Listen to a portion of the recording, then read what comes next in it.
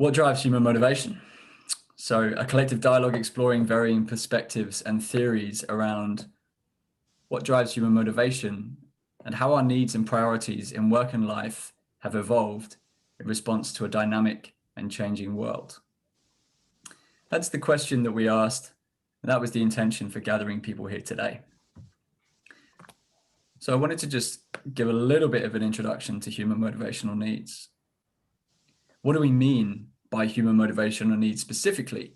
Well, if we define the two words, motivation, according to Maslow, Abraham Maslow, motivation is a person's attempt at fulfilling a need.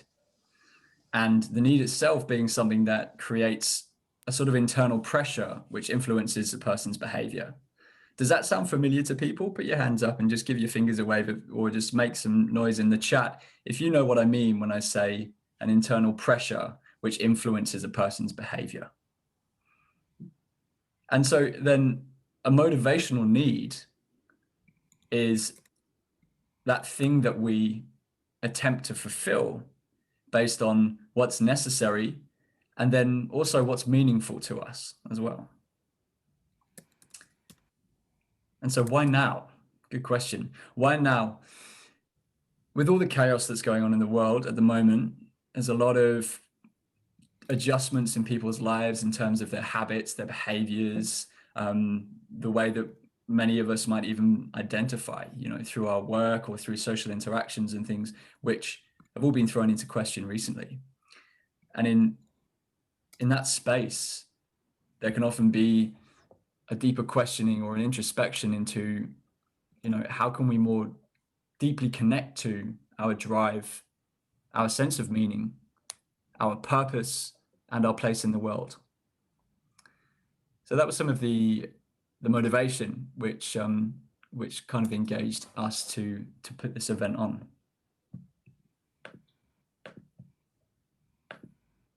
So I'm going to introduce a few models of human motivation. There's the now. So we're going to start with what's most common or most popular in that sphere. And then we're going to drop into the origins. And then we're going to have a little look into the future at some of the newer ideas that are emerging today. So Maslow's hierarchy. This is where we begin. Many of you might know this model already, and this is commonly used in personal development. It's used in organizational management and team culture and things like that. And essentially the basic premise is that we spend a lot of our energy and time fulfilling these bottom level needs. So physiological, safety, love and belonging. And then there is less energy and focus to spend on things like achieving one's full potential or even feeling a sense of accomplishment in life. So Maslow dropped this model in the 1940s, but it is still something that many people operate by or are aware of in the way that they view what's driving humans. In the 1970s, Maslow revised his model and added self-transcendence to the top there, which really is an amazing addition because it takes us from a focus on the individual personal gain, from the idea of, achieving one's full potential being the pinnacle, to actually then, okay, I know my purpose, I know what my potential is, but how does that fit into the broader context? If we're talking about a sense of meaning in the world, how does that fit? And so really interesting. And there's a beautiful quote here from Maslow. And it says, transcendence refers to the very highest and most inclusive or holistic levels of human consciousness, behaving and relating as ends rather than means to oneself, to significant others, to human beings in general, to other species, to nature, and to the cosmos.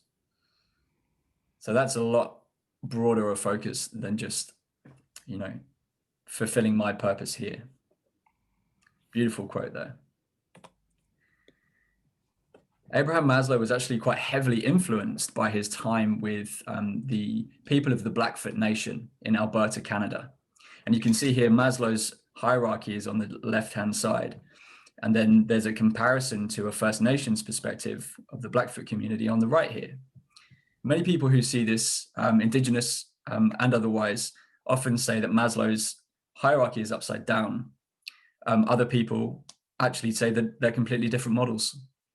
But you can see here that at the bottom, excuse me, you can see here at the bottom, self-actualization, which in Maslow's is at the top. So it's a bit interesting there to have a think about different focuses based on cultural circumstances and what's really important to the people of each of those.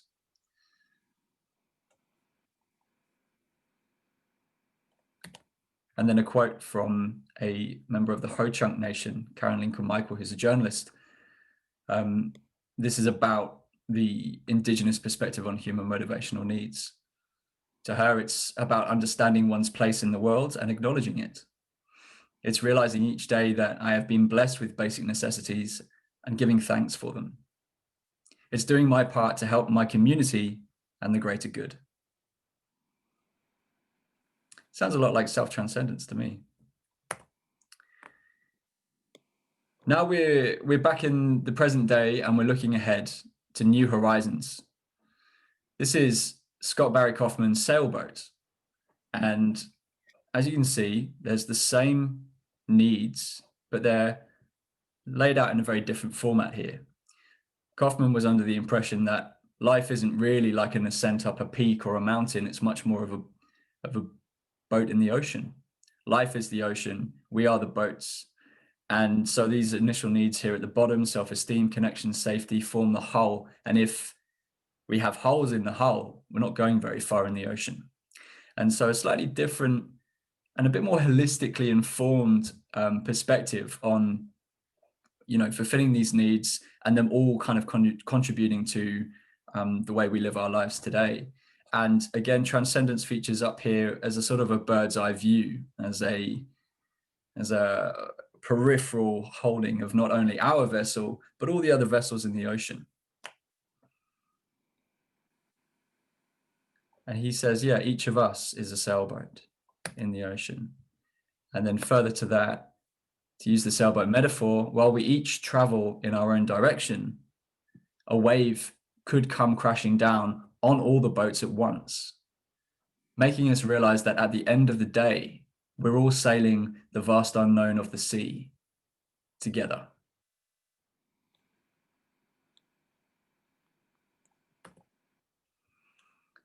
So a final thought here. It's not about being above humanity.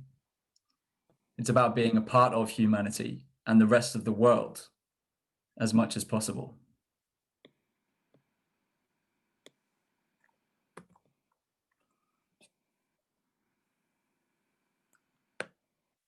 So from here, I'd love to open it up to the panelists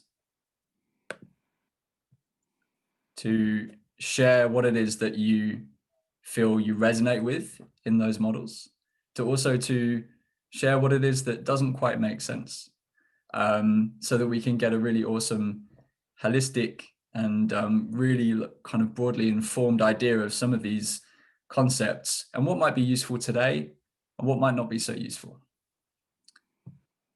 And so let's have a look here and see. I'm going to stop my share.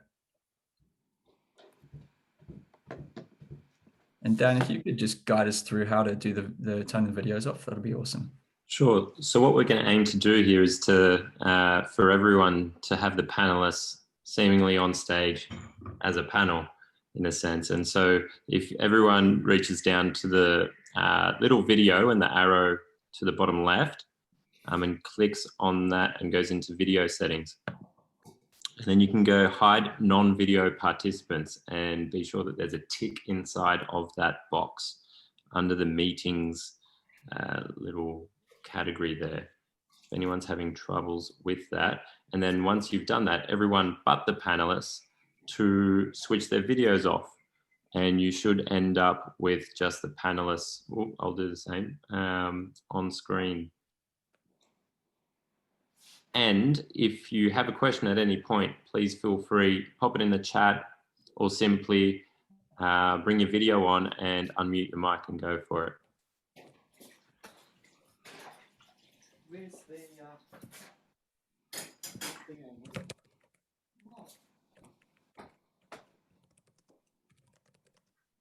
So you haven't done a thing since you put that water in there, since you boiled the jug. We might have somebody who can just mute their mic as well as having the videos off. Having the mic muted would be great. We still got Patricia. Oh, great stuff. All right, we're there. What are you doing? Right. All right, so it's a bit of an open forum, really. I'm just going to be a voice in the sky now. We'd like to just open it up for any opening thoughts and ideas from what I've shared. If anything's not clear, then I can double back, but I'm pretty impressed with myself for getting all of that in 10 minutes. So let's see how we go. Well done. I really like your disembodied MC-ship here, Lawrence. It really gives a... Awesome. Hearing your voice come through without a picture is really, yeah, it's great. I love this little panel setup. Thank you. Is that person all good who was making tea? Just sounded like a little bit of a aggressive situation. Let us know. The elephant in the room that was also, I just don't want to pretend like it's all, hey, it's all fine, let's talk about survival. When, yeah, my attention went to that, so that's my truth. Thanks, Alice. I didn't actually hear what was happening. I just heard the sort of the general murmur. So hopefully if there's anything that needs to come through on the chat to let us know, then that's what we'll have that available. Thank you for bringing that up. If we need to address the bottom levels of Maslow's hierarchy first, we can. So I wonder how we kick this off. Maybe I'll make a first opening comment. I think I was introduced as Ashlyn Wolf in the bio. Thank you, Lawrence. I'm really excited to be here and with you fellow panelists. And thank you so much for everyone tuning in. It's an honor to be here and talk on an interesting topic. My pen name is Ashlyn Wolf. My birth name is Simon Crawford Ash. So that will hopefully clear up one confusion for the evening, but probably the least significant. And yeah, how should we kick this off, guys? I mean, I have so many thoughts. It's such an interesting topic. Where should we begin? Hey guys, thank you so much. Really lovely to meet you all, and thanks for just like opening that up. Simon, what would you prefer to be addressed as? Simon or Ash. A lot of times the Ash. Simon is great. You know. Cool. Whatever comes to mind will come out of my mouth. Exactly. Great. Thank you. Thanks, brother.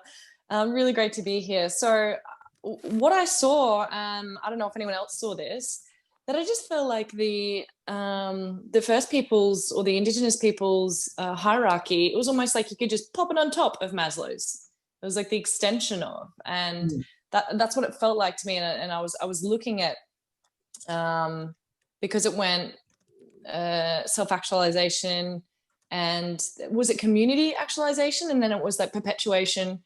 And I thought, well, yeah, perhaps they just popped that on top, which I thought it really does, what I feel, reflect in what I see coming from, you know, the land down under, that we tend to, I feel like we deduce things down so much in the West, like we really break it down and get down to the nitty gritties of things, and can tend to have a reductionistic approach. And I just saw that this beautiful way of going, cool, we really, like, we know we need to survive, but on top of that, here's what's really important. And I just thought that was a really beautiful thing that I saw immediately, that's what the attention is brought to, and that's what they're focused on. Oh, thank you for that. Yeah, great. Sorry if you can see my big noggin going all up in there, but I've got to get in there. I don't have my glasses on. So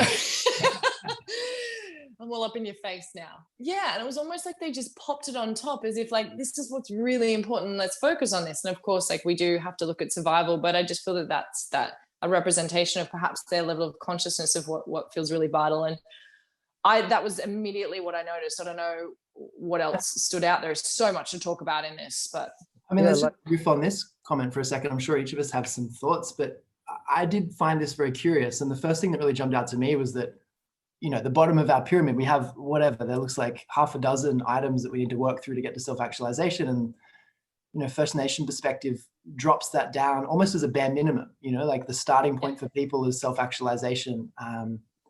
And, you know, I kind of found that was either a curious reflection of a level of comfort on a whole bunch of elements of Maslow's hierarchy that, you know, in the West we obsess over, which I think is a bit what you're saying about the reductionist approach. or perhaps equally, a reflection of the neurosis of Western mindsets, where we have, so many attitudes and concerns and problems that, we believe we have. And, if we look at our lifestyle, do we really, and so where does that come from, and how much are they driving our motivations? And I think that gets to some really interesting reflections to me. I wonder about all of these models, the hierarchical nature of them, the implied, progression of things that matter to us. And sometimes I wonder if that's it at all, or if it's actually, some sense of emotional pushing and pulling inside of us that's driving so much of our behaviors, and we can categorize them as much as we like, but, maybe there's some kind of different source, than these models all imply. Maybe I'll seed that in there too. I'm sure we'll come around to all these topics. Yeah, the key thing to take off what you were saying and add to it, the key thing that is apparent to me looking at these two models is the fact that the Maslow's hierarchy speaks to our feeling, or at least my feeling in a society that I was born into something which is greater than me, and I'm just trying to survive within it, get love from it, do something that's worthwhile. So it's something that's beyond me. Whereas if I look at self-actualization and then moving on to community actualization and cultural perpetuity, it's actually taking a responsible co-creatorship. So it's like we've got to actually not just be in the community and get love from it and have self-esteem and belonging, but I've actually got to create the community itself and think of things that are beyond me going forward as a culture. So that's the key distinction. Rather than being born into almost like a student of or subjugated by the community or society, you actually become an author of it. You become a co-creator. That's really great. I love that. I love that perspective and what you brought to that and what's highlighted.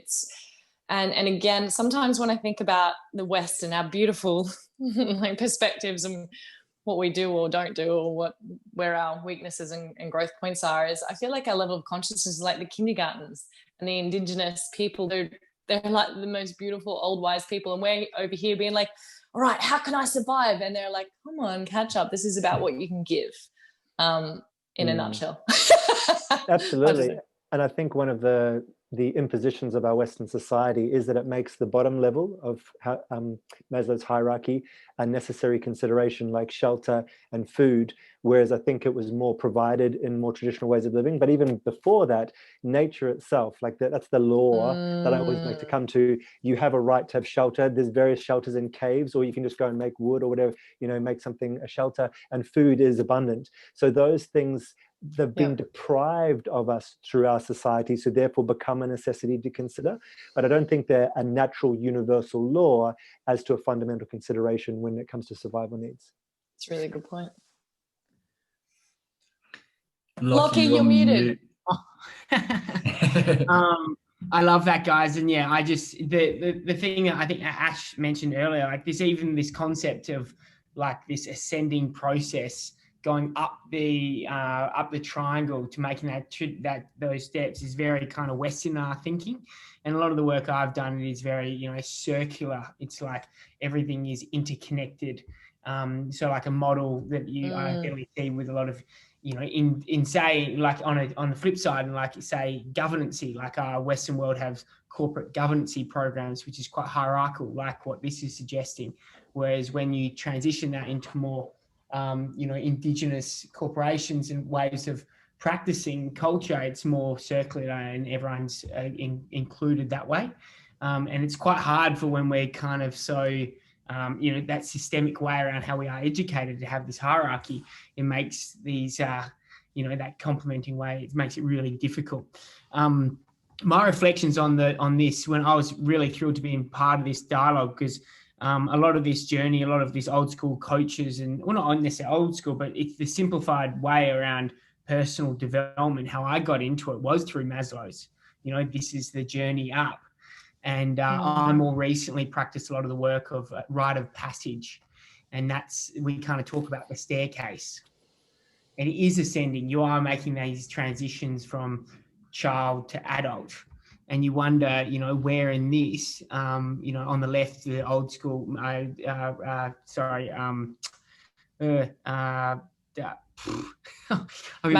Maslow's, the journey there is like, imagine in old school ways, we'd be already starting up with the journey of self-actualizing because we've already got these needs provided for us. So yeah, it is. That's my kind of 2 cents. The way that I see talking about the hierarchy, I see it slightly differently as to what that triangle means. I don't necessarily think of it as sequential, like you do this, and then you do this, then you do this. I see it more what will give way first. And I do rites of passage and ritual and embodiment practices too, particularly focused on talking about motivational needs, on the needs aspect. And I think at some stage, if you put duress on each of these levels, you'll see which one has rank and priority. So I think you need to have your food and your shelter taken care of. For example, if you were to, and let's take the physiological needs of air as a really easy example. I think people will quickly do away with their rank in society or their love and belonging if you take away their ability to breathe. Like that is so fundamental.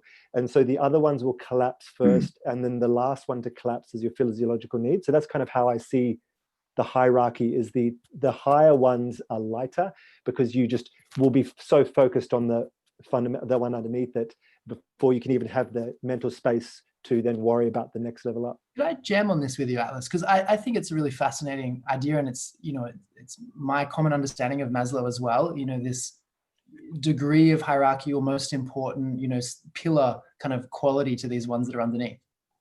But if I think about reflecting this in a Western context, and I say, you know, for sure, you take away my air, I'm going to do anything to get it back, you know, and if you make me physically, like truly physically unsafe, that will be a real priority. But then I think about that in the context of most people, you know, probably most of us living in a relatively affluent environment, relatively safe. It becomes quite blurry what is an actual attack on these levels, you know, because I think that probably a lot of people would say, yeah, well, you know, does my safety needs, I think a lot of safety needs are triggered, you know, by, you know, our influence with social media, or us walking down the street, or an impression that our boss doesn't like us, or, you know, these sorts of things are triggering safety needs. But the problem I sometimes have with this framework is that it implies you need to resolve them because they're a real safety need. It almost implies the realness of these things. And I wonder if we have some way of separating out what we call like a genuine physical threat, like what is that? Like a realness threat on these Maslow things, versus what I think is a far more predominant situation in today's society, which is a perhaps an emotional threat flavored in one of these angles of Maslow's needs, which perhaps needs exactly the opposite response, which is to not take it so seriously and instead find some kind of a different, okay, we can have a conversation what to do about that. But do you know what I mean? Absolutely. I mean, I've got heaps to say, but I also don't want to capitalize on too much of the time. Does anyone else have something to speak to that? Otherwise, I 100% have an answer or a viewpoint on that. No. I'm learning here, and I'll just chip in as we go. Cool. I'd love to share. Actually, it's Lawrence calling in from above. Welcome back, bud. So really quickly, I'd love to just chat to everyone on the call here and say, something that I did before this was had a chat with a member of the Blackfoot Nation, and his name is Ryan Heavyhead. He wasn't able to join us for this session because it's about 3 a.m. where he is, and you know, it's just, you know, I asked, but what we did do is actually record the interview and have taken a few S scripts, and one of them is talking about this very thing that we're riffing on here about starting with self-actualization, and it's the Blackfoot perspective on an alternative, I guess. And so what I wanted to do was just very quickly share this video.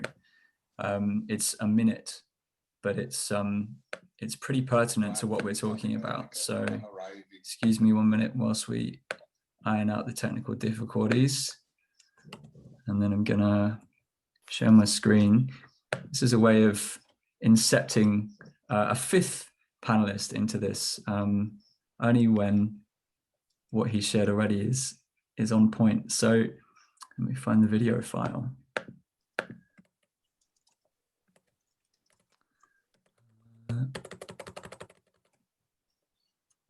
The technology, so if I share my screen.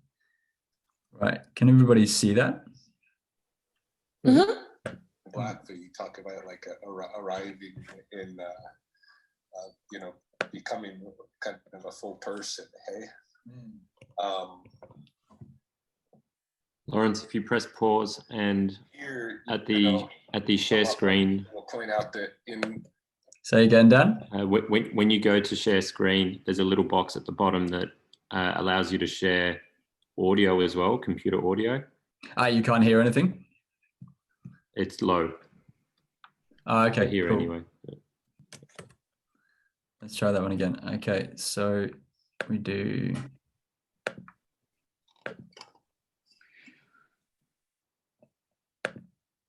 Yeah, cool. I got it. So we share computer sound as well and do this.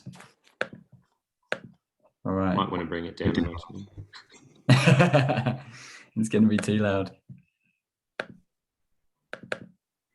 Blackfoot, you talk about like arriving in, you know, becoming kind of a full person. Hey.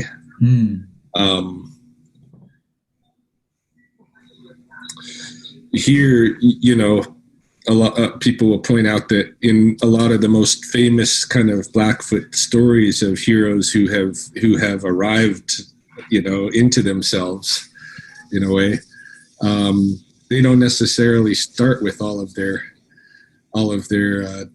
you know, physiological and social needs met. In fact, they're often the most, you know, impoverished and social outcasts that have made the significant differences in you know, the history of the evolution of Blackfoot spiritual tradition.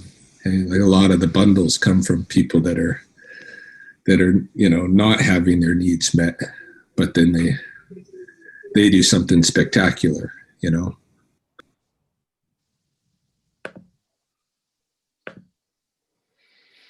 Yeah, awesome. And I think I can pick it up from there and also to working what Ash was talking about and to reflect on the Blackfoot perspective. It makes total sense that those who have the least, and also this is what I've found in doing my quests. I've traveled across various continents, not using any money and using sort of social interaction or art as a form of currency. Those who have the least give the most. And I think it talks directly to what Ash was talking about these false levels of survival needs, because I totally agree that so many of those primal things are not pressing on our door. We don't really have physical danger for most of us, most of the time. And so I think and also the rites of passage that Lockie was talking about are so vital for this reason. It's this idea of stepping across that threshold of perceived death. And also when you look at many spiritual traditions, they often encourage to die before we die. So we get used to this level of opening ourselves to life and realizing there's just more life on the other side. So I 100% encourage these kind of processes of pushing up against the illusion of the Maslow's bottom level of these sort of things, and by directly doing it, by fasting, by sleeping outside, by, you know, directly going to the face of these things and realizing, wow, I still live. And all of a sudden our perspective, because I think our mind is aimed towards self-actualization or transcendence, and there's this real coming home when you go, I don't have to worry about these perceived threats on my life, because they're actually not perceived, they're actually not threats on my life. And so I think, talking about the Blackfoot perspective, the amazing initiations, rites of passage, and perspective of those who have so little is a natural outcome from having to test those things and realizing you don't die, and there's actually always another option. Could I jump in with a little comment? Do you want to go? Go for it. I'll hold it. It's a question for both of you guys who, and I'm not sure if all three of you do it, but rites of passage is just perspective. So I was going to go somewhere else, so please. We have there's so many directions to go. But what I just loved about what was said then is that I feel like actually we're really ragging on Maslow, poor Maslow. I feel like the hierarchy is misleading in a few ways. And one of them is that it seems to imply that the path to actualization is satisfaction of these needs. And I think that, you know, not only is that like so Western, you know, like it's so purpose driven, it's like achievement oriented, like I've got to tick off my 6 things and I get there, you know, like this is like the attitude to which it comes. I think it's misleading in the direction to take, because I think so many of our needs to a minimal level are already satisfied on that, even though they feel like they're not. That in fact, the way towards self-actualization, I would throw out there, and I'm sure to strip that back, is to go in the opposite direction. It's to challenge that. You know, like the times where I felt most in myself and most separate from my anxieties and fears have been, you know, doing something like the Wim Hof method and holding my breath and being in ice cold water and triggering survival responses, like genuinely triggering survival responses. And in doing so, feeling so at peace because I really could see the difference between a genuine threat and an emotional threat at some deeper level of myself. And that really points towards how easy it is to get this whole thing upside down, where we're constantly trying to get something outside of ourselves to satisfy this feeling of need, but actually that's just going deeper into the delusion. Yeah, I love that. Lockie, do you mind if I chip in there? Do you want to say something? Keep it going. I've got some stuff to say, but you go. Okay, thank you. So I just have two different perspectives that I want to jam on that go with this, and especially most particularly down the rites of passage that Western Australia we don't have, or often in the West we don't have one really, unless it's created by men like yourselves or people like yourselves for people to initiate through. And with my background, I worked a lot with addiction and trauma for a long time, and looking at you know, how it's created, what that is in our emotional body, in our fracturedness of ourself, when there's an intensity of energy within ourselves, and what happens on all of our different levels within ourselves. And when we work with people on retreat, and Simon, you triggered this thought, we do a lot of traditional work in different types of ceremonies. We go from sweat lodge to a lot of deep breath work to ice baths. And so we put these people in that space where they have no other option but to go in rather than go out. And what I find is that when we are put in that place where everything is stripped back, except we are faced with that, you know, this sense of deathness, so to speak, it accelerates that self-actualization process for us. And I've had this thought going around in my head, and I would love to throw this and hear your thoughts on the Atlas and anyone else who has ever done and held rites of passage around depression. And I've had this thought that perhaps this is oppression or depression. Depression, like the depression, right? This labeling of depression, that it's almost like I don't know, perhaps a part of ourself, a self-induced rite of passage, because we're not taking it. So therefore, there has to be a sense of darkness, right? So because a lot of what I work with is like going in, you know, we have to go in, or go like put under that pressure that we were talking about to go in, to discover, to come back out.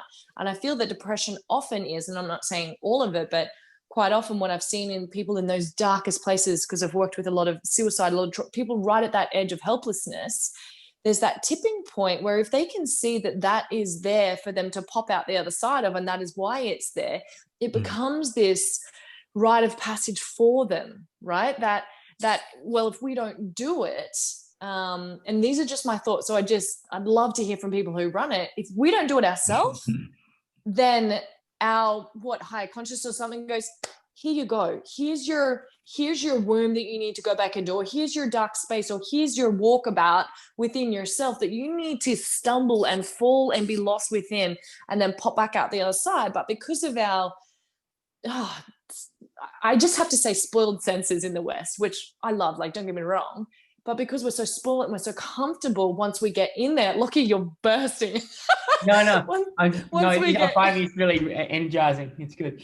Once we get in there, because we're so used to feeling comfortable, we can't have this beautiful experience of a rite of passage because we get stuck on, oh my God, I feel something, and we don't know what to do with it, you know? So I'm just going to dump that there and I think it's a really awesome you acknowledge that, because I think, you know, there's a lot of people who are feeling, you know, whatever it is, low at the moment. And is that depression, whatever it is, as a result of COVID, things have changed and they're forced to do things differently. And that change is a fundamental, or that transition phase is fundamental to a rite of passage. One of the big things, and I reckon we can jam all of us guys and get everyone about this conversation.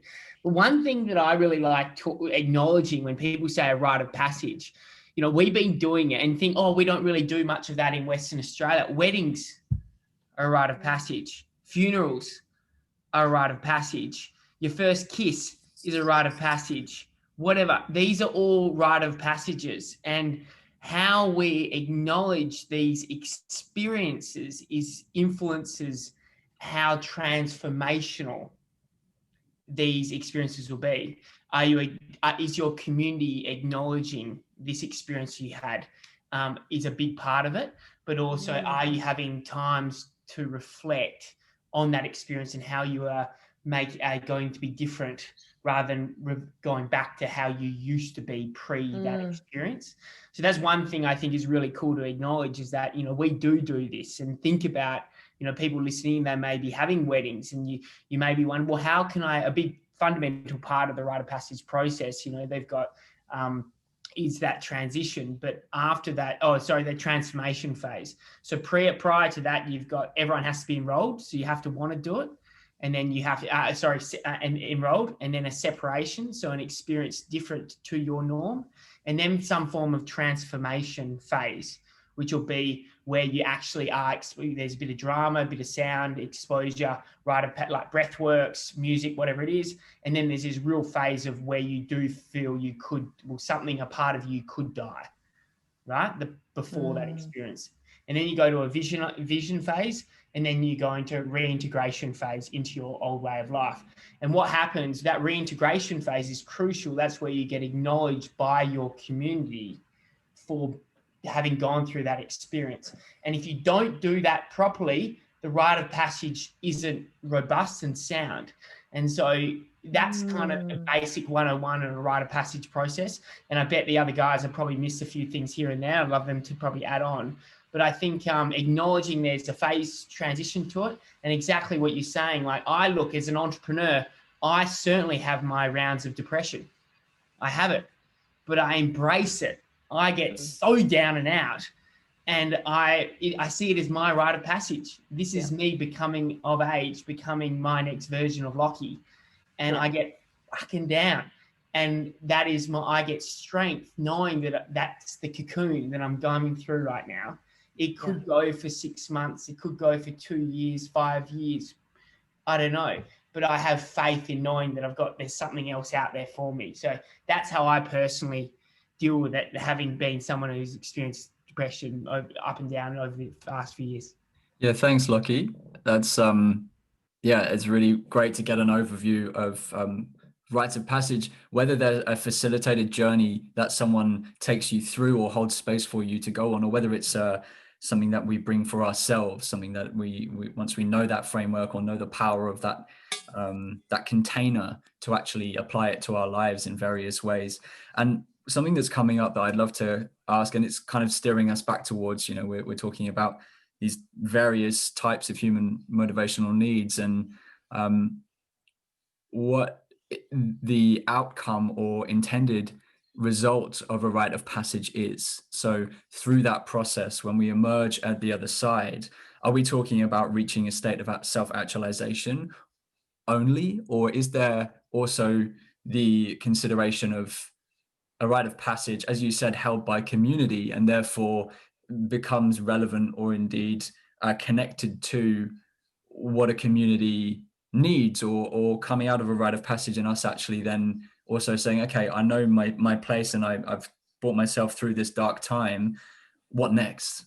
Is it then just about staying insular to that and saying, okay, I'm protected, I know my direction? Or can we also talk about the way that how then that fits in, how then we can show up more effectively for the world from that place? Yeah, I'd love to speak to that, because I also saw, with regards to what you just said there, Lawrence, and also there's a question in the chat from Felicity asking why I felt that we were geared towards self-transcendence. And that kind of answers your question you just asked there. I would say that the outcome of a rite of passage, of course, there are many different outcomes, but if we talk about the long-term effects, the difference between self-actualization and self-transcendence would be freeing ourselves from the trap of self-obsession, which I think that our modern society rewards us with the personalized number plates, or the change the profile picture here, or you can all be the kings and the gods, and it's sold to us as freedom, but we actually get incarcerated and trapped in a self-obsession. for example, talking about depression as well, how many of us would feel depressed? I'm not talking about necessarily the chemical depression, like that can be a separate thing, but talking about the depressions which can come on, for example, if you break up with someone, and Lockie was talking about being an entrepreneur, and I'm in a similar position, we go for something which we think is going to be great and we don't get it, and we have self-doubt and self-loathing and all these kind of things.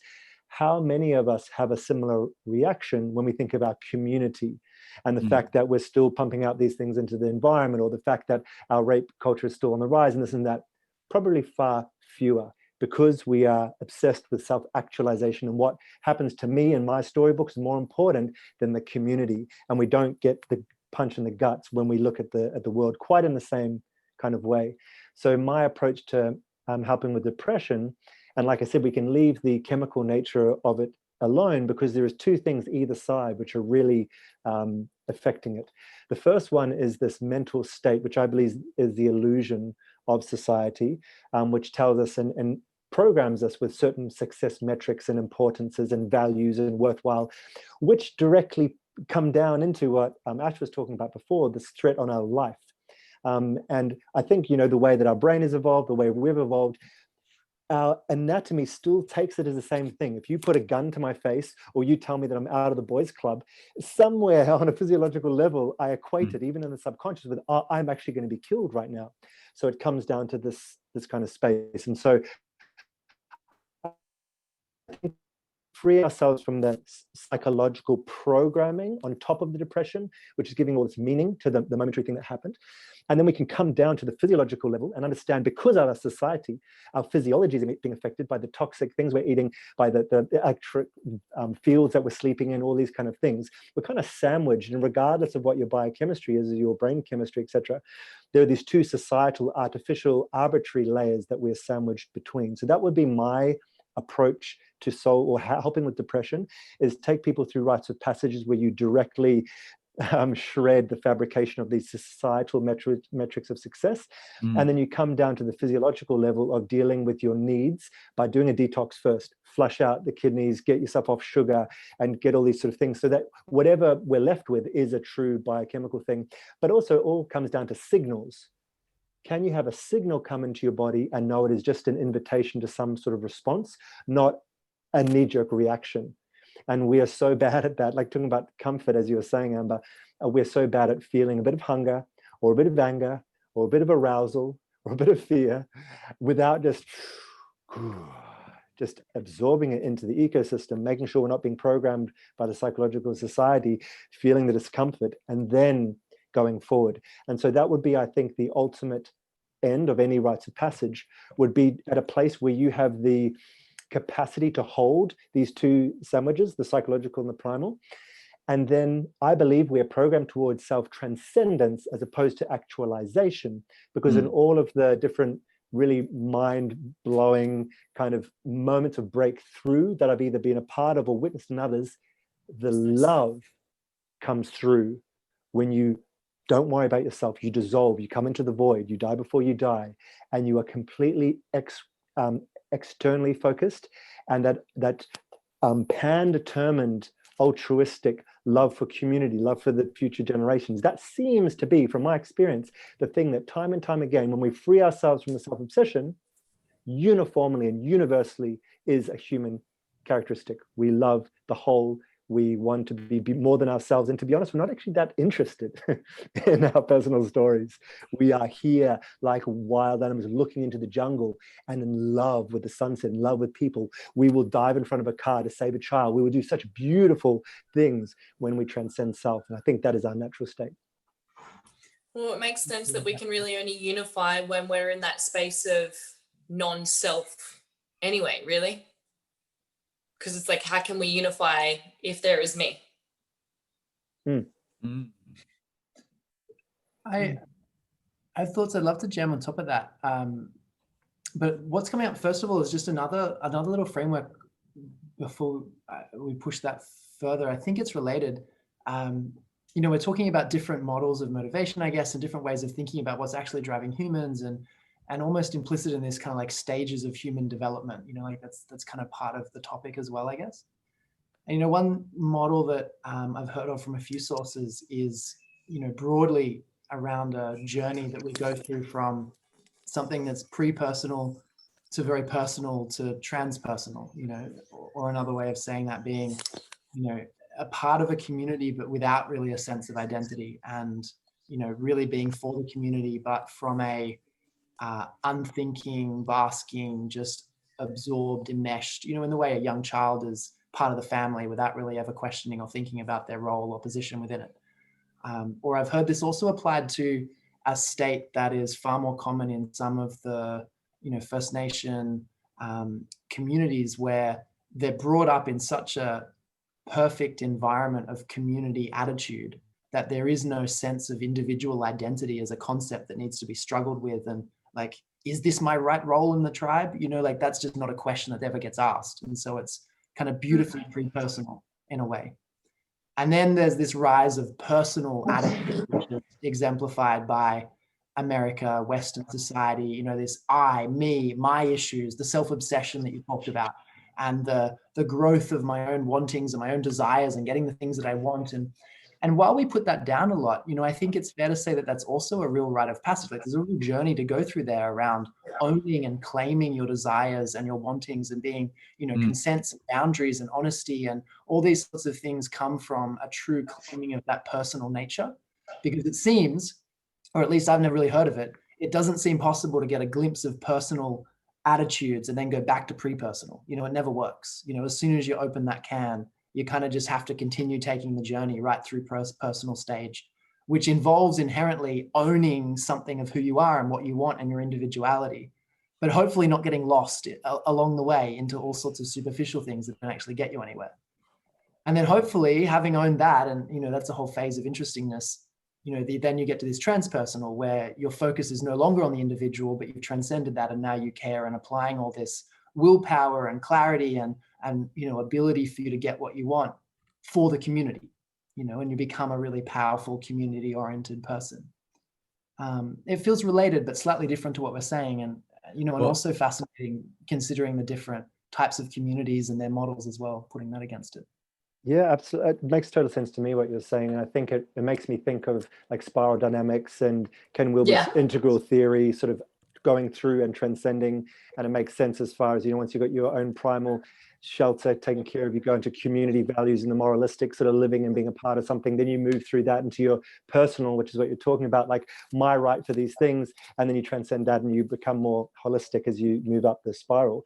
And I've seen this so many times, that we fight for those things which we think we can lose. There's this largesse and calmness for people who can easily create, like a poet or a painter who can just paint every day. The painting burns or someone steals their book of poetry. They're like, that's a shame. I'll write another one, you know? But if it was like the one poem, you got through all of your creative blocks and you went to therapy and you wrote one poem and it was stolen, you'd just be like, it's just like, because I can't create more. And so I think that's the cool thing about the personal phase, is when you own it and you go, oh, cool, I can have a car, or I can have a partner, or I can self-pleasure, or I can go and get a job, whatever. It's like, oh, I can now relax because I have confidence in my ability to create. You become the source of it. And then, you know, the river just gives water constantly because it knows it is the source. And so I think that's the value of the personal state you're talking about. I'd love just to share something real quick. Oh, the voice. The voice has returned from above. Just want to put, can we see that? So we're back on self-transcendence here. Just really wanted to speak to very quickly, Ash, what you were talking about with the pre-personal, personal, and transpersonal. I was researching that very thing when I first discovered this Maslow's new hierarchy of needs. So it's incredibly relevant, incredibly pertinent in that sense, that the personal stage. Look at how much of this triangle, or this pyramid here, is personal stage, all the way up to self-actualization, and then this very, very small kind of pinnacle here is self-transcendence. But it's a really powerful one too. You know, we're talking about the 1970s. We're talking about the emergence of spirituality, certainly in the West, and these ideas of, oh, it's more than just about me now. So it's really cool that you just brought in that idea of the transpersonal, because I think transpersonal equates to this idea of transcending the self, that transpersonal psychology is a whole emerging field of work which both Maslow's later work really indicates, but then also so does Kaufman here with his Selbach. And it's interesting, you could almost take these, if you took the area of each square and added it up, it's almost a reflection of the society that wrote its relative importance. Yes. You know what I mean? Like in the 30s, it was 100% personal from the West, which is where this was written. And then in the 70s, there was a tiny drop of transpersonal that people realized should be part of their aspiration, but it was still a minority of their thinking. And in First Nations, it's like, maybe a half or a third is individual focused and then the rest goes community focused, because that was definitely the orientation of their perspective. And, in the 2019 one, I think for sure this concept of transpersonal and transcendence is much larger in our sense of aspiration. Though I think we're very tangled in our attempts to get there. And I think often we walk in the wrong direction. Yeah. Ash, I was just thinking as Atlas, you spoke about the spiral dynamics, and it's something that I love to use a lot. I'm so fascinated by it. I remember, 10 years ago or something, when I first read it, I just thought it was the bee's knees. And hold on, my screen's on me on you, Ash. Not that I don't like looking at your noggin, but I want to see everyone. There we go. So,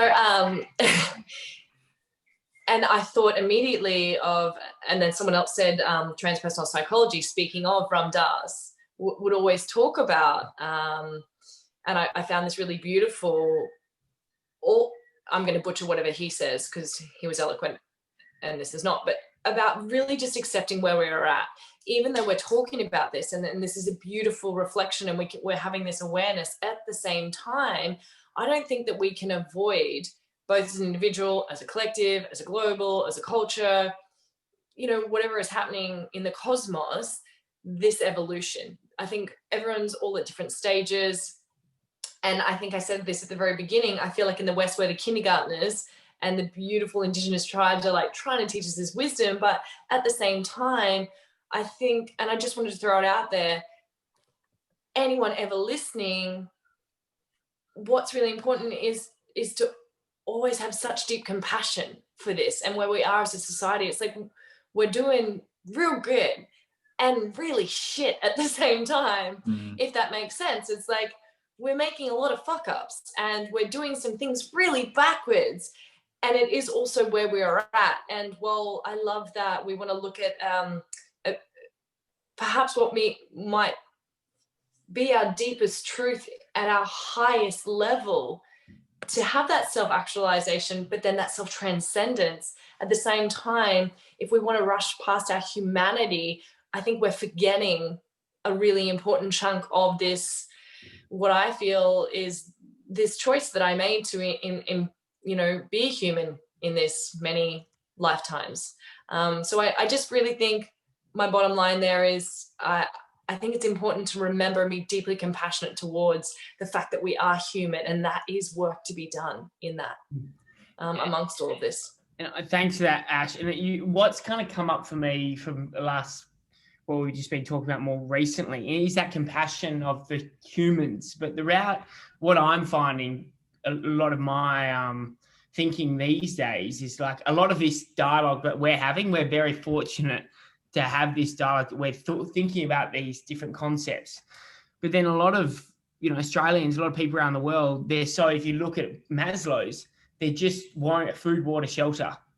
And that's their number one. That's all they can have time to think about, and because so much fear, not necessarily even the social media concept, but just genuinely food, water, shelter. And then I start thinking about like even, people lower socioeconomic areas. It's like talking about these ideas around contributing to a greater community and these things like that. Actually, you have your partner, your spouse, maybe your kids. That's all that matters. And then that for me, it's kind of built up a lot of compassion when you start understanding, when people aren't thinking like this idea of self-actualization or self-transcendence, is that they're just so caught up in serving their nucleus of their family unit. And I don't know, it's just something that just come up for me as this conversation that kind of leads into what Ruth was talking about in the comments about like this evolution theory around, and, you know, people who talk about it's actually, you know, the tribes. And so like, this is our kind, this is our community. We look out for them, and everyone else comes second because this is our community, which is number one. I know it's just an interesting thing that's kind of come up for me after this chat. Yeah, I see the way we can look at the segmentation of society, whether it be West versus the Indigenous elders, or whether it be people in privileged situations versus those who are struggling. That in itself is a unnecessary over complexity into, once again, the mind. I think we in the West, which is also ironically, I'm classifying them myself, but the way that we approach these things, we want to have too much control over that which we cannot control, which is natural law. So there was even also a question about, you know, are people made in the image of God? There was a question up earlier before. I don't think it's necessarily evidence of that or not. And we can so easily get caught in the theory. I think the most interesting thing is to look at the practical results and evidence. So I don't know if the fact that people after the breakthroughs become self-transcendent is evidence we're made in the image of God. I don't know. All I know is that it's evidence that that is the state we enter when we break through and let go of our inhibitions. And so I think the key thing that I know, we're also having compassion, you know, we're doing well, we're in our personal evolutions, let's be easy on ourselves. Yes, to some degree, but also the single uncompromising, it's not uncompassionate, it's like tough love perspective I like to take on myself and others is, are you honoring your integrity? Or are you softening or compromising in order to get something which you kind of think you need, but have never tested whether you actually need it or not, but you're in the illusion you need it, and so you violate your own personal integrity to defend that thing. And I think that is where we often are at. Even if you're out, you know, in the bush and you're looking after your nucleus, I think that comes from fear. I think always the self-transcendent aspect is always easier, is always safer, because we have power in numbers, we have resources to share, we have beautiful pilgrimages to go on. And I think that's where it comes back to the animals in the group chat. Do animals not have the ability to be self-transcendent because they're looking after themselves? Not necessarily. I think they just honor their instincts. They don't give a shit what you think about them. They're going to do what they know in that moment. And that could play out in a self-transcendent way when you look at the macro level. You know, an ant doing this particular thing, which it thinks is for itself, is helping build the ant hill, which then helps the water flow, which then helps this. And, you know, it's this big butterfly effect. We don't know our particular actions. So my encouragement to everyone is to tune into your heart what you really want. Don't think I need to be self-transcendent, or I need to self-actualize, or don't worry about this. Is all in the mind. We're too self-obsessed and we're trying to control. The fact is, nature will, like we're like dancing on the hand, but the hand of God or nature or whatever it is going in its sway of evolution. And if I stand here on the hand or here on the hand, the hand's going this way anyway. So I think we need to unhand control and listen to ourselves. And if we each do that, I think nature will play out. And some of us will self-actualize, some of us will be self-transcendent, but in the mandala, the holistic mandala, we will then allow that to go. And the only reason this is a problem is because human beings have created technology of tools which exaggerate and extend our capacity as an individual to affect more of the ecosystem than ever before. So that's why a little bit of an aberration, a small men's group of a few hundred people can do actions which feel like the footprint of millions. That's why it's a problem. Otherwise, opinions really wouldn't matter. But the fact is, opinions in the hands of people who have influence over tools can therefore stampede and really shift the natural balance. So that was my single and only trumpet call, is each of us individually, are you honoring what you know? And if not, that is your death. That is all you're left with at the end of the day when you close your eyes in that box or whatever it is. Like, did you violate yourself simply to fit into something else, being goaded by fear? And I think love, I know it sounds like a universal concept, but love leads to life, leads to bravery, leads to self-actualization, leads to self-transcendence, and ultimately the simple truth that we are a part of a collective, and that collective will naturally balance out through symbiosis, through natural diffusion, through, you know, all our science, our chemistry, our physics comes into play. It will balance out. But we've got a lot of force holding these arbitrary human mental constraints of control. Yeah, I love that. Thank you. It's amazing, Atlas. Thank you. I love it. Super interesting. Can we riff on a few of these points? Because I think it's, you know, I relate to a lot of. Jump in real quick. So time check, my friends. Can you believe it? We've got 15 minutes left. And Ash, and I totally reflect where you're coming from. We're just getting started here. I'd love you to continue your point, but I just wanted to jump in and say, over the next 15 minutes or so, I'd love to hear from particularly Amber, Ash, and Lockie now with their trumpet call, with their framing of how can we apply. We've been doing a lot of picking apart of these models and concepts, and how can we now start to look at what we can take in today and you know, for our own lives, and apply from what we've got. So that I'd love to be able to steer the conversation to that, to what would be your most potent formula in terms of how to be with and relate to our motivation, what drives us, and ensuring that we are doing this from a sense of our own personal truth, as Atlas put it. So yeah, be great for that to be where we head from here. But back to you, Ash. I'd love to hear what you had to say. Cool. Well, let me swing it in that direction. So I think personal truth is a great theme. I mean, I relate. For me, the model that I apply to myself and people that I work with is this sense that we do have a quiet inner voice somewhere, you know, and I think this is what you mean by personal truth. I think it's what you're referring to, Atlas. Whether that's us or something else, or, you know, who knows at this point. The point is that there's a quiet inner voice that seems to guide us quite well. And when we ignore that, we get in all sorts of trouble. The thing that I'd add, though, that I find really fascinating is that the degree of subtlety in how misdirected we can get when we think we're attempting to listen to it is deep. There's a lot to it, you know? I mean, and I look back on my life and I look at some of the decisions I've made, which have been made intentionally, you know, and I was deciding what to study and, you know, or what job to take. And I was trying to, you know, I really had a framework where I believed in making a decision for the greater good and I wanted to have impact on the world. And like, these were my conscious ideas. And I look back after having gained a little more self-awareness and I realized that, you know, I studied what I did because studying physics felt too nerdy and I didn't want that, you know, and it was actually this feeling that was driving me. And then I quit and played golf because that felt better. It had nothing to do with my allegedly self-actualized thoughts and beliefs and intents, you know, and I think that subtlety of where we're actually acting from, you know, how do we actually see? And what I think that is, I think relates to what Atlas was saying about this, you know, false level of motivation, this whole, like, this is the area of investigation. This is the place to get curious about, you know, my trumpet call would be to say, you know, look inside and get really subtle, you know, really feel what's going on and question your decisions, because your decisions are all your life is. And where are they really coming from? I'd say most of us, all of us, have far less of an idea than we think. You know, when I look back and realize the reasons I made decisions, so often they're because of some subtle feeling that was pulling me in a direction that felt better than something else.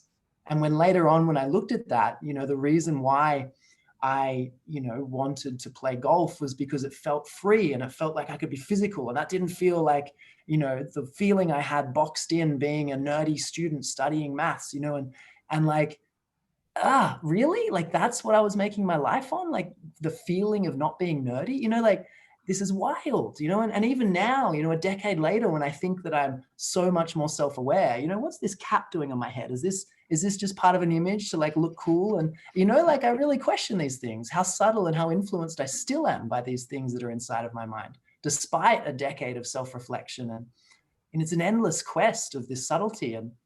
And the important point to me is that there is a quiet truth, and the deception to ourselves is deep. So, you know, the more quiet we can get, the more still we can get, the more we can challenge our own survival and have these experiences which take us deeper inside of ourselves in whatever modality that kind of does something for you, the more we can get better at sitting with emotion, because generally it's emotion that pushes us around. So the more we can have a chance to actually sit with it and not act, really sit, the more chance we have of settling down to the bottom to find the source of where that emotion's coming from. You know, these are things to me that make a big difference on understanding what's really motivating us. And I don't think it's the aspirational Maslow's hierarchy. I think it's pushes and pulls on an emotional level that are attempting to drive us towards some congruent sense of identity. And that's probably not the inner voice. And we want to learn to separate those out. I third that. And I think you guys are incredible. And thank you so much. I feel very honored to be here, and I feel really alive from listening to you. And especially the subtlety. One of the things that after all these years, and I'll raise my hand with that, Ash, of being like so many of the motivations of the things that I studied, like studying medicine and studying psychology and studying all these different things because of like a sense of self-importance and feeling like if I didn't do that, because of all of these different things, right? And now 10 years later, I'm like, can you just please learn how to breathe? That's it, do that. And then we'll talk about everything else. And so that's why I'm super honored, guys. Thanks for asking me to like introduce the breath. I will never shut up about it, because if you can get yourself into a state of coherence with your breath, then like the mind can calm, and perhaps you can even sense emotions that before you were so disassociated from, and then perhaps you can become familiar with them. Then you might be afraid of them, and then you might be able to regulate them. Could you imagine if we all regulated our emotions, you know, and had this beautiful state of like connection with ourselves and our body and our inner intelligence? So my trumpet thing is breath. Learn how to coherently breathe. Breathe through your nose. Use your diaphragm as often as you possibly can. Don't breathe heavy. Don't breathe, necessarily deep unless you're doing that consciously for some specific outcome. Breathe gently and evenly and rhythmically, and bring your attention to your breath as often as you can, and connect and respect it. And then from there, I think you'll be able to figure out everything that we're trying to point at. So that's my trumpet call. Respect, pay attention to your breath, and learn how to work with it.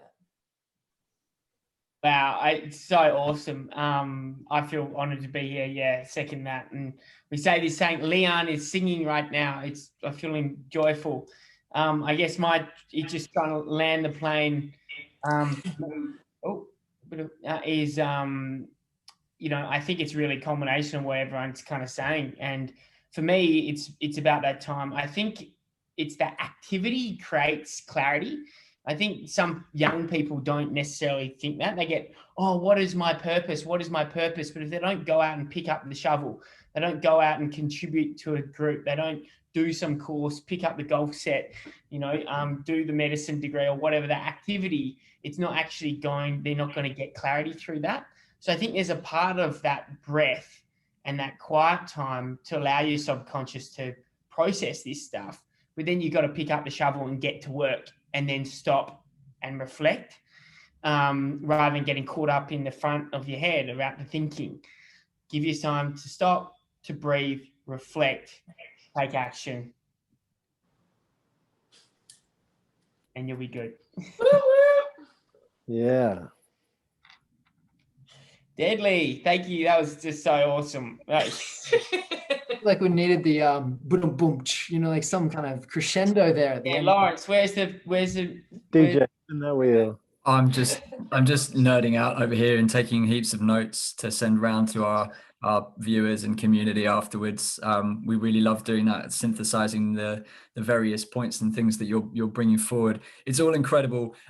We've got a few more minutes for anything that's coming through, and then we've been synthesizing and gathering questions and some comments from the chat. So we're going to just give those a little bit of light, time in the limelight.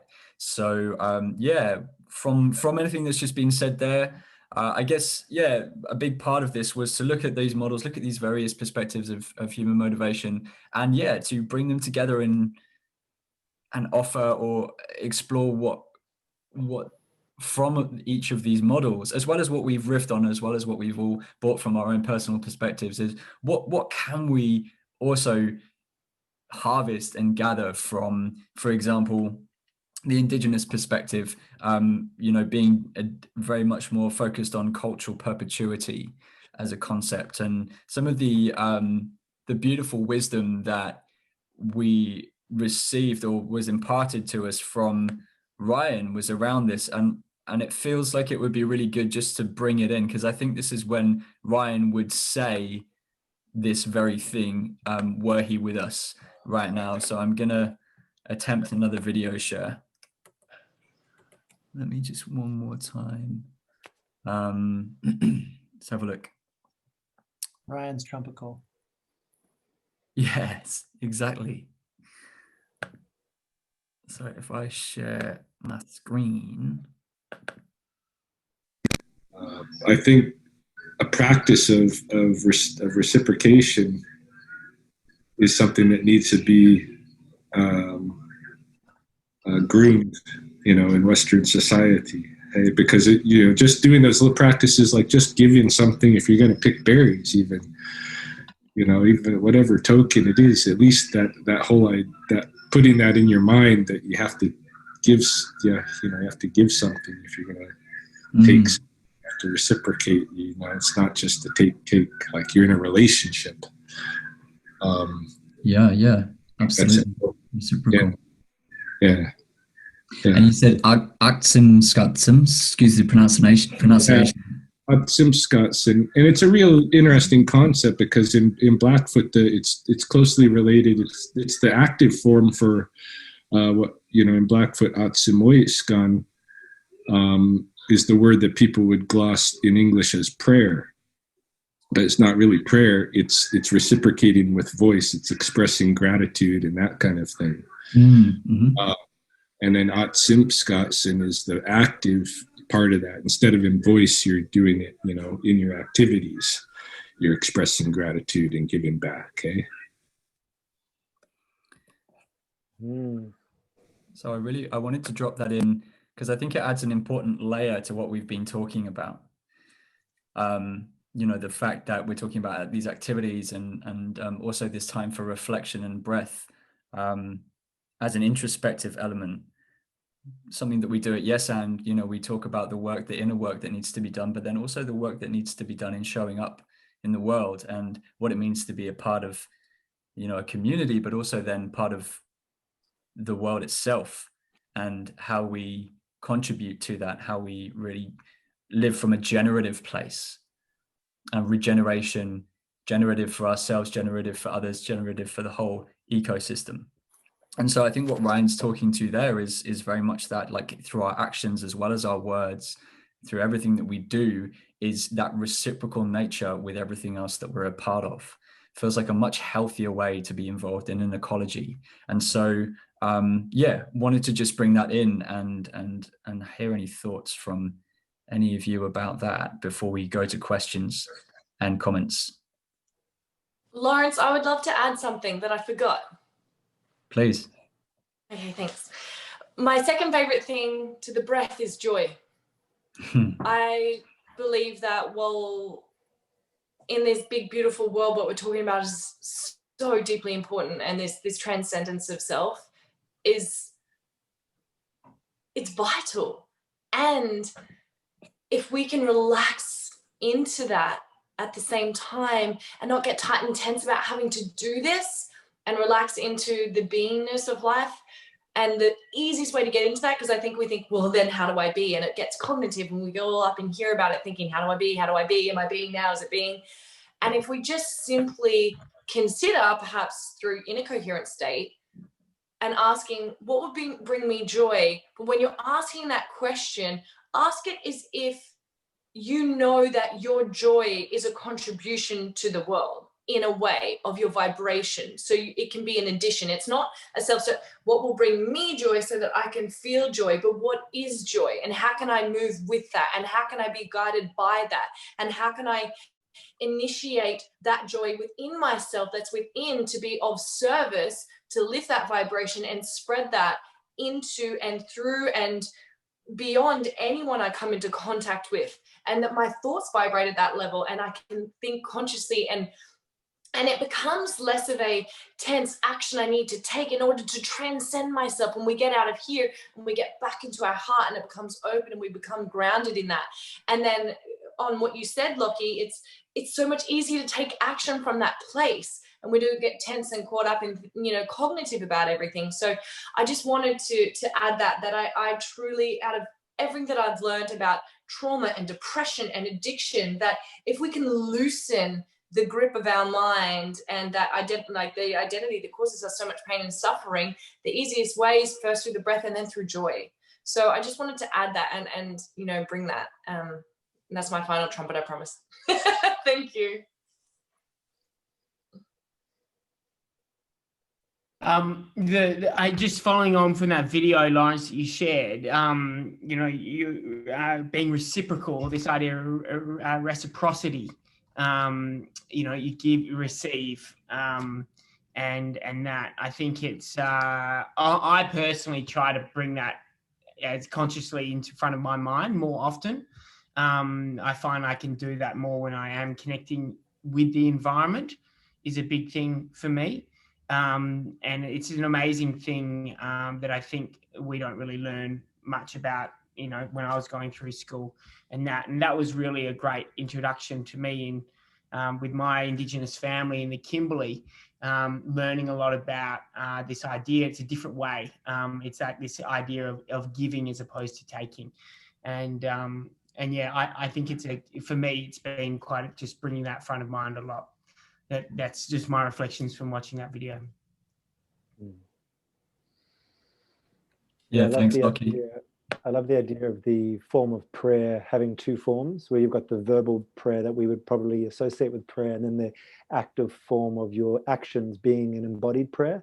And I think that really shifts the way you would engage in those activities. And I think part of it is this concept of being witnessed. If you're a God, and it's not a great term, but a God-fearing person, someone, or God-loving person, where you feel you're being witnessed by some other divine eye, that could probably assist with, you know, action as a form of prayer. But even without that, we are always witnessing ourselves. And I think that's what I have the trumpet call about, your self-awareness and your integrity, because we are always with ourselves. And so still, regardless of our thought about God or being witnessed, we are witnessing ourselves. And so I think that's a really beautiful way to embark on any action, is to know that it can be a form of prayer in itself. That's really cool. It was great. Awesome. This is a beautiful little moment here to now transition, I think, into the questions that came through on the chat and some comments from the chat. And what I'll do is I will ask the question that I have written, but then if the person who typed it would like to add anything or would actually like to kind of voice it themselves, great. But, you know, we'll take the fact that it's in the chat as okay for me to verbally ask it there. Does that sound okay? If there's anyone who really wants to ask their question themselves, then you type it away in the chat now, and I'll make sure that happens. But I think as part of I just wanted to acknowledge as well, up a bit, it's gone now, but there was actually an offer of participation and active prayer. But I think it was Maeve offered to transcribe the entire call. So just make sure we didn't miss that offer. Yeah. It was really beautiful embodied prayer. Thank you for that, Maeve. Thanks, Atlas. Yeah, I was looking at that. Go for it. I was just going to say, I'd love to bring it into a bit of a collective dialogue, and I'd love to see everyone's faces together with the panelists and open up the floor in that way. That'd be really nice. So for those that feel comfortable doing so, bring your video back on. Watch all of the faces enter the space. Space of faces. Hey, everyone. Hey, Alice. Hey, everybody. Michelle, Armin, Maeve, and Kate, Tawny, It's great. Maggie. Just allow everyone to watch the panel, but it's strange being the panel watching the panel. Panel watching the panel. Aaron. Panel intention. Right. It encourages that self-obsession. Oh, gorgeous. So from here, we've got 5 questions and also some comments that I wanted to share. Some really awesome interactions in the chat, mostly between Maggie and Ange. There's a couple of others, but yeah, definitely saw it firing off a few times. So wanted to give some time for that. And so let's kick off with some questions. The first question, and it might not always be clear who it's for, is from Alicia Lloyd. It says, thinking about where we are now in Australia's multicultural society, do you feel we are in need to regenerate community actualization? And that community would then provide more of the needs below self-actualization? Was that, Alicia, was that to anyone in particular, or is it an open question? Feels quite open to me. Open it is. Anyone go for Can I jump in with a little comment? The first thing that comes up to me is the need to separate out the aspiration from the pathway. You know, I think aspirationally, if we could get a whole community into community actualization, it would have a tremendous effect, because everyone would be caring about each other and thinking through that perspective, and, you know, a whole lot of problems would go away. But then the question is, well, what's the way to get there? Is it by encouraging everyone to think of others, or, you know, yes, but also I think that sometimes it's underappreciated, the importance of also conquering something about self as well, you know, and that there can sometimes be a way of escaping from our own emotions, our own wantings, our own, you know, this personal stage, you know, conquering the personal stage and not attempting to skip it into the community stage. And that's an important piece of the puzzle as well on the pathway there, you know, and if we create more falseness by building up a belief of attempting to be for the community, but in reality, we have unmet needs that are pulling us around, and we're just trying to bottle them up and be that's false, and it's not listening to that quiet voice, then it's just as bad a problem. Like a cult? Yeah. I think the quote, I mean, in our mimetic culture, I don't actually know whoever said anything, but I'm sure I've seen it on a meme somewhere that was attributed to Albert Einstein. But he says that a problem can't be solved by the same state of mind that created it. And so for me, that would be a really something to wave the flag for. What the question infers, that by looking out for the community, all our self requirements are taken care of. So I think that really holds true for me. I think that our bodies are far more robust than we think. Our hearts are far more open. And as far as the path towards community, it's excruciatingly easy. Like the closest thing that would connect you with someone you don't know, do that. Like your neighbor. Like after this call, I know what time of day it is, but like between the next 24 hours, if you go and say hi to your neighbor, or something that's so small, you know, we can have these big philosophic ideas of let's build community. I think it is the way forward. And I think politicians should be just helping us create our own communities, because it's the only tangible form of society we actually engage with. Otherwise, just a poetic concept of being part of a global citizenship. We can never experience that on a human level, but we can experience our neighbors. We can make food for someone, go to an old age home, or go and volunteer at prison, or I don't know, something even simpler than that. So I think that's the scary thing, is that the pathway there isn't some big philosophical ritual. It's like go and knock on a door or chat to someone, or, you know, it's really scarily close. Yep, absolutely. And so the question, you know, itself being, do you feel we are in need of regenerating community actualization? I think yes is a resounding yes for that. And then in terms of, would that then provide more of the needs below self-actualization? Yes, you know, if we're talking about you're feeling a sense of self-esteem, loving and connected relationships, all of those things, yeah, it's almost like we're looking, we would find them in places that we wouldn't think to look necessarily. I really love that. I'm going to move on to the next question. So this is from Ruth. To the person that said self-transcendence is our natural state, I think that was you, Atlas, as well.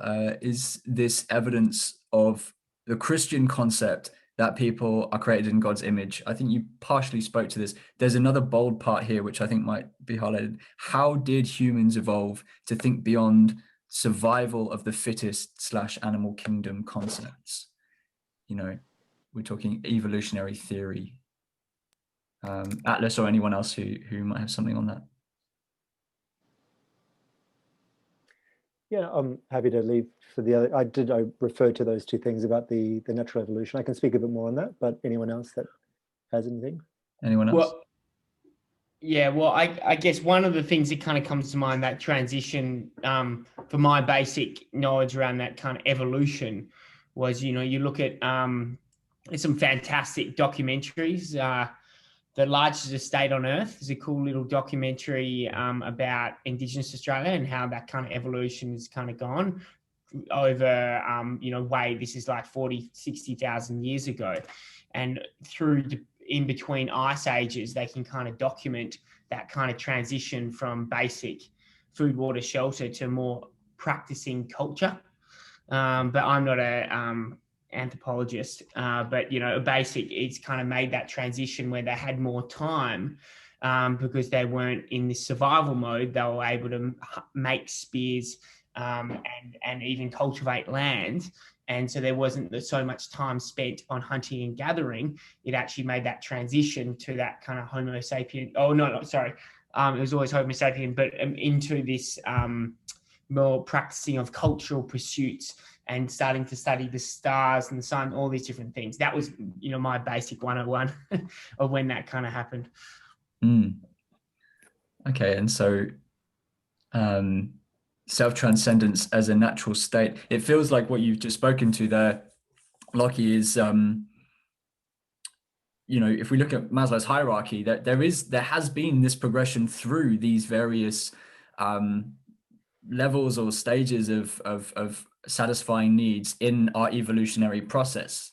And it's really interesting because then it does speak to maybe that there's a place for Maslow's hierarchy, but it's quite flat or kind of like single focused in terms of that journey. And we're at a stage now where there's much more to consider than just that basic evolutionary process, as you mentioned there. Let's move on from Armin to add to Ruth's question. Is it a humanocentric view to dismiss that animals aren't capable of this sense of community growth and love? Yeah, totally. We're very humanocentric. I think, with the answer to do with animals not being able to think for more than themselves. That was kind of what I was referring to when I answered the question earlier, was this idea. I think it's totally humanocentric because we don't know the wisdom that is playing out through instinct, and we could never know. It's always a certain small perspective. We're all looking at the elephant in the box and we see the trunk, we see the tail, we see this, we see that, only from our perspective. And I think that nature itself, our instincts, our particular constellation of faculties, our nose, the venomous spit, and all these sort of things. It's I often think that chaos is simply a term we give to a pattern we haven't been able to see yet. There's all this interconnection. So I think it is. I 100% agree with that comment there. I think it's humanocentric to think that animals can't. I just think maybe they're not achieving it in a pattern that we can see right now. But I think they could be actually self-transcended, even though it seems like they're just being instinctual and looking after themselves. There could be actually a holistic thing at play that they are serving. And I think particularly around life and death, I think being a death doula or someone that assists people in the dying phase is a really awakening thing. And I don't see a lot of selfishness there. And in the animal kingdom as well, when they're being eaten, and there's enough nature documentaries to see this, there's a certain aspect of service in it. There's a real beautiful selflessness sometimes in that process. So they do look after themselves, but I think they also do understand how to serve. And even if it's like, the idea of praying mantises, male praying mantis having their head bitten off or whatever it is, there is a lot of service. There's also the idea of the ant colony who had a brain fungus, and it was infectious. So they picked up that one with the fungus and they walked him as far away as they could from the colony, and they all got infected, but they all died together so that it wouldn't infect everyone. So there are examples of this selflessness in the animal kingdom as well. Beautiful. And we're getting some in the chat. We're getting, yes, my dog knows best. The birds know and they sing it to us every day. Inclined to agree. And it's about our perspective, or the way that we're viewing what community growth and love is as well. There's a human version, but it doesn't necessarily mean it's the only one. Absolutely. I'd love to know also from the panelists or the people in the group chat, because we're talking about the guru, and my cat is my guru, and the birds know when they sing every day. What is the human song or the human dance? If we were stripped back to, lined up by God, and the bird was like, well, I sing and I fly, and I do this and I do that. What is the human song or dance? What do we do? I don't think it's an individual, unique expression of the same source in our own unique way, but it really is the same if we go back to self-transcendence being a natural state. Well, an interesting one on that, and I might add into there's a Noongar elder called Noel Nana, and he's got this great story called carers of everything. And essentially, they literally did that. They're dreaming. For this is on Noongar Budja, Noongar dreaming, and it's actually the story around. They literally everyone during this time the Niiting. The Niiting is before anything became in existence, and everyone kind of lined up in a big circle, all the different spirits before they actualized, and they said, "What will you be known for, and what will you do?" And the last two to stay there was the Waich, the emu, and Noongars. And then the rest of all the animals chose humans to be, because Waich was thick in the head, and it said, pick me, blah, blah, blah. And then everyone else said, no, you're thick in the head, you're a Cartwurn, you're bad spirit. And then essentially they said, oh, humans, you're the last one left, you're the carers for everything. I love that. And yeah, it's an amazing story. He articulates it far better than I just did then. No, I think that's amazing. I'd love to try and I'm taking that right in this moment as like a real thing to muse on, but that's an amazing, and I think that's, being the custodians of the land as is an Indigenous kind of concept, not the owners, not to conquer, but just to be caretakers. I think that one thing, and we do have such a capacity, like, we can heal things, we can pick things up, we can mend things, we can heal, we're also very mobile, so we can move between ecosystems. I think that's a fantastic thing, that we are the custodians, we're the caretakers of all else. And that would be such a self-transcendence in a second. Thank you. I was reading Sand Talk again recently, which Lockie, I'm assuming you know quite a bit about. Thanks to a dear friend of mine, actually Dan and I share a mutual friend, gave it to me for my birthday. And what I really loved about that perspective and what you're saying there is that he talks about that the perspective from the Indigenous is truly that it is our obligation to care. It's not like, we could choose to do this, or why don't we do that? It's like, we have embodied this, and it is our obligation to care for the earth and for the others for generations past, present, and future. And I loved that. Just like that feels so true, no matter who you are, no matter where you came from. So thank you. Thanks, Amber. One last question. And then we'll be wrapping up. I'll go through a few comments too, but the last question here is from Maeve, and it's about transcendence and how much transcendence can we evolve into until it becomes a form of spiritual bypassing from our basic human needs and pains. Great question, Maeve. We've got 4 minutes.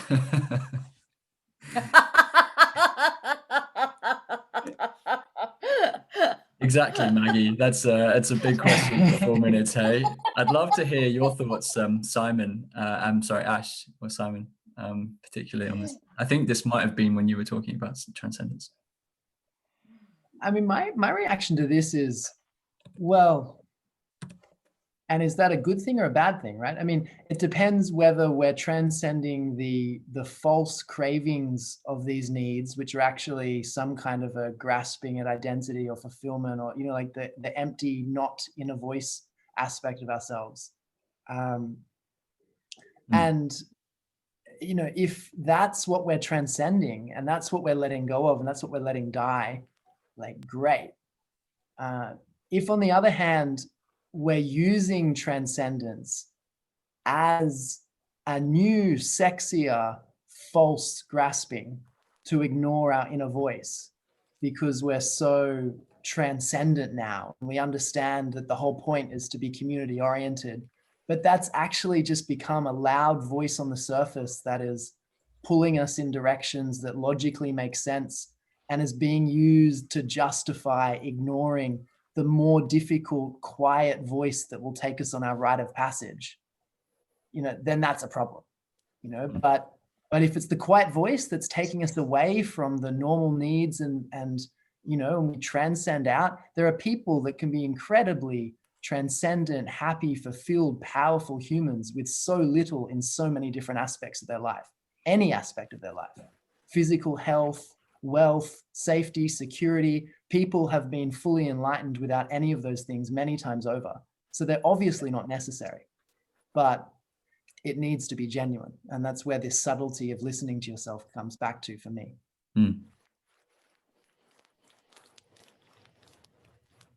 There's oh, go Lockie. No, I was just saying here. Yeah. It's the Zoom here. Chogyam Trungpa talks a lot about this. He was the mentor of Pema Chodron. I don't know if anyone knows any of those people, but they're really great, and I can give the references later if anyone's interested. But Chogyam Trungpa was a really great influence on my studies around spiritual bypassing. It's a really interesting topic to me because it does become just something else. It becomes another mask that we can grab onto. It becomes something else that can distract us from what we're feeling. Again, my background from working with trauma and addiction and depression, I worked really closely with the concept of bypassing, especially spiritual bypassing in the last about 6 or 7 years as it grew and grew and grew. And it is just no different from a drug. You know, when it becomes a concept to take us away from what we really need to embrace and face and integrate, it becomes just another drug to play with, to touch on, for us to disassociate. And so I just wanted to second that. And it's large and it's at large. And again, coming back to probably all of our trumpet calls, what we talked about with that deeper connection. Yeah, sure, no worries, Ange. That deeper connection of coming back to being really honest with yourself, being in integrity, as Atlas said, and being really honest. And those self-reflections of having that radical responsibility rather than trying to, Robert Augustus Master says this wonderful line, and he talks about when the priority becomes to transcend and it takes precedent over intimacy with our pain or with what we need to integrate, spiritual bypassing is inevitable. Wow. Thank you. That's a really poignant note to finish on.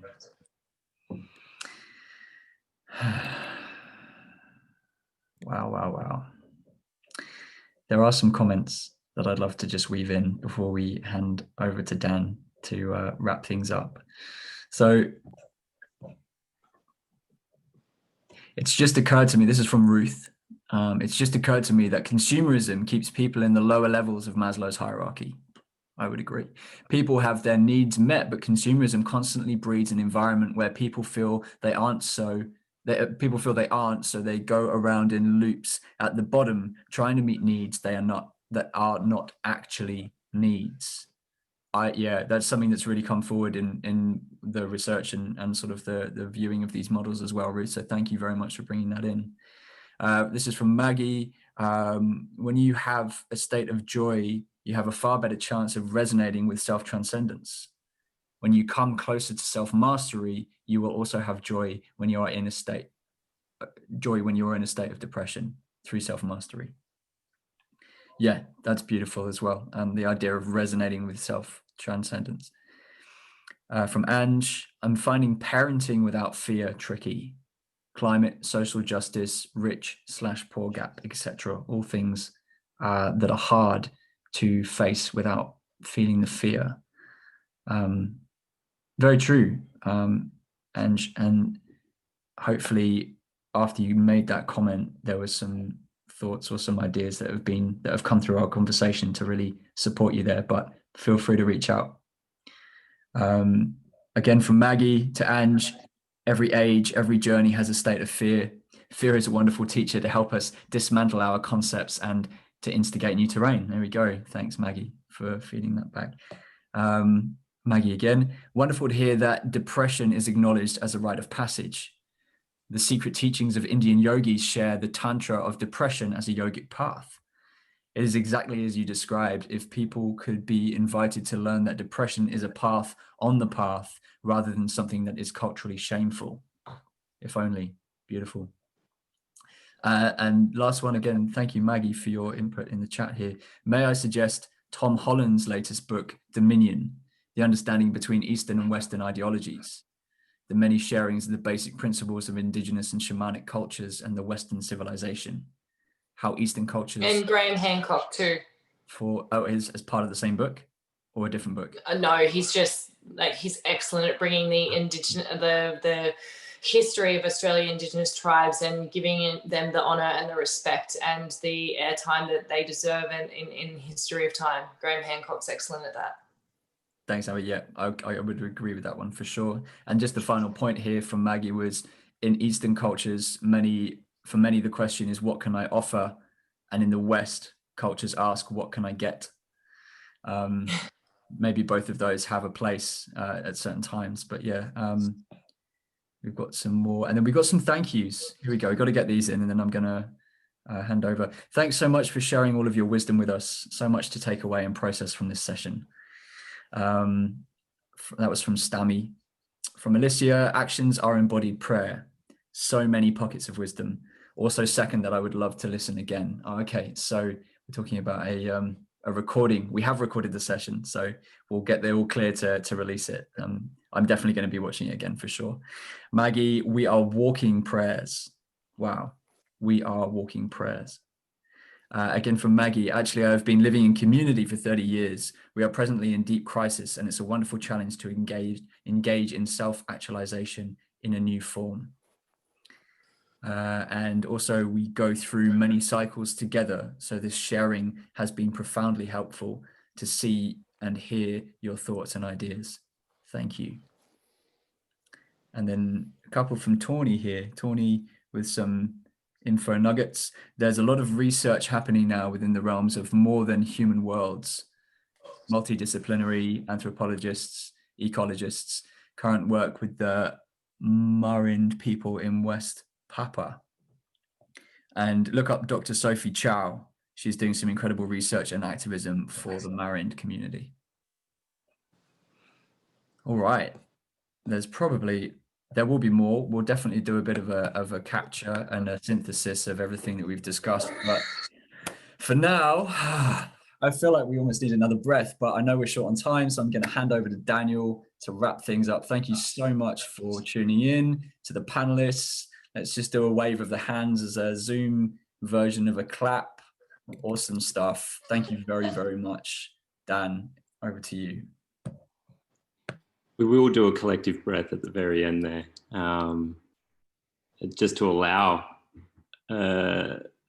all of what's just been shared to sink in for us in a little bit of silence. I just want to share a few things, and like what was coming through there was the crux of it seemed as though, you know, what we're facing individually and potentially collectively, at least in the Western world, is somewhat of a mistaken identity, and we seem to have taken ourselves for what is or tends to be a lot of that noise in our mind, Ash, that you were speaking to, and the narratives that are running, and our surrounding environments tend to feed that and tend to have us feel as though, hey, maybe my survival is at threat. And not only has there been a mistaken identity, but the bandwidth of our identity. So not just that not being our identity, but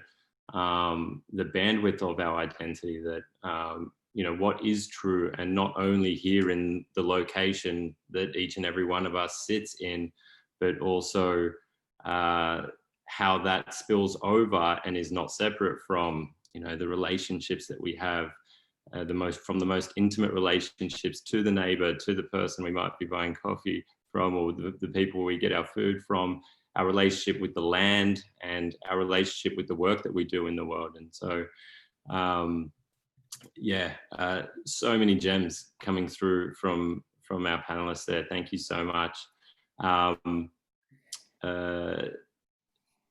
If we've got just letting you guys know of a course that we have coming up, and the name of the course is Listen. I'm not going to speak to it too much because we have an info night at 6 p.m. on a Thursday next week. So it's an hour info night so that we can go into depth there. To put it simply, the course is structured in a way where the first thing that we focus on is personal sovereignty, how to manage our thought states and emotions, you know, and so that we can not negate those or you know, suppress those, but simply, as Amber was speaking to, learn to be in full watchfulness of that which is arising, and to better discern what is true. And when we're able to do that, then it places us in the best possible position and perspective to be able to truly hear and listen what is being delivered by not only humans that we're speaking to, but situations in the land and so on. So anyone that wants to know any more about that, we genuinely recommend you come to the info night. We'll shoot you an email in regards to the link for that. That's next Thursday. We will be sharing the work of the panelists for those that want to share their work. There's so much beautiful work being done by each and every one of our panelists. So we'll share that as well. We had an integration activity, and because we kind of thought we would go with the flow and say yes and to all of the beautiful sharings that were happening, we just allowed the conversation to continue on. However, we also, it's nice. This experience has been beautiful and incredibly rich, and we would love it to be much more than a simple moment that's lasted 2 hours and 15 minutes online. And so at the very least, if everyone could grab a pen and paper and write these 3 things down and just ask themselves these 3 questions beyond this session here. And it's what, so what, now what? The first one with what has landed for you? What stuck with you from all of the gems that was shared? What's been an aha moment for you personally here?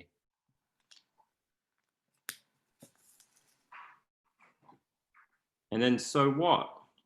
So what does that mean for you specifically in your life?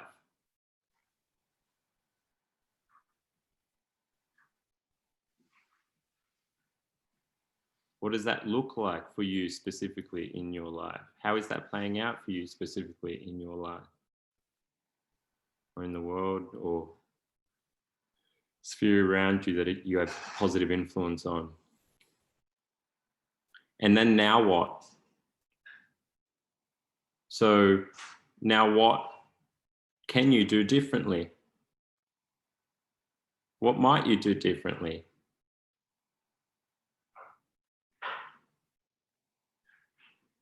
What is it in your day-to-day, in a real pragmatic, practical terms, that given the insights and what has landed for you today, what is it that you could do differently to integrate the insights that have occurred? Lockie speaks to this a lot, and we just went through a bit of a transformation in that 2-hour period. So now to honor, there's been the thank yous and honor everyone that showed up today, and to turn this into action and activity in our day-to-day. And the action and activity may be stillness. We're speaking about noise and then noise versus signal being that which could be true. So the action could very well be stillness. And in what form will stillness happen for each of us? So nice little integration there, and we will share all of the chat. There'll be a follow-up email. And if we could take a moment now to sit in that stillness. We've done our Zoom waves and thank yous and goodbyes. If we could spend a moment, a minute at the very least, to sit here and allow what has been shared to simply sink in. There's no needing to try and hold on to, oh, I hope I remember that. I hope I remember this. That which needed to land for each and every one of us has definitely landed there if we open ourselves up to that. So we just take a moment now and allow that to sink in for us.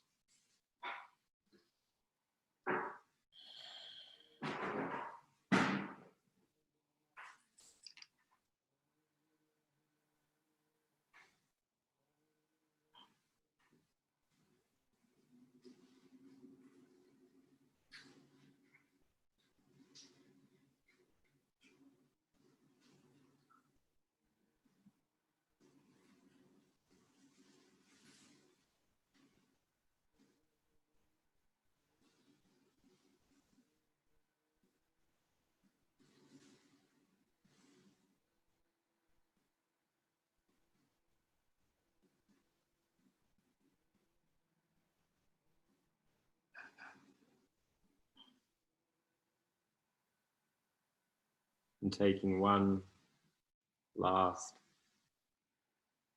breath in on this call.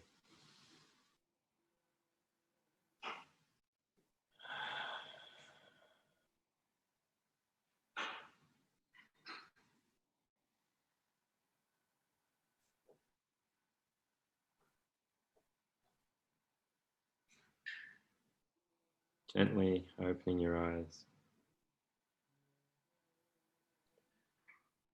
We look to see each and every one of you and more in 2 months' time, in December.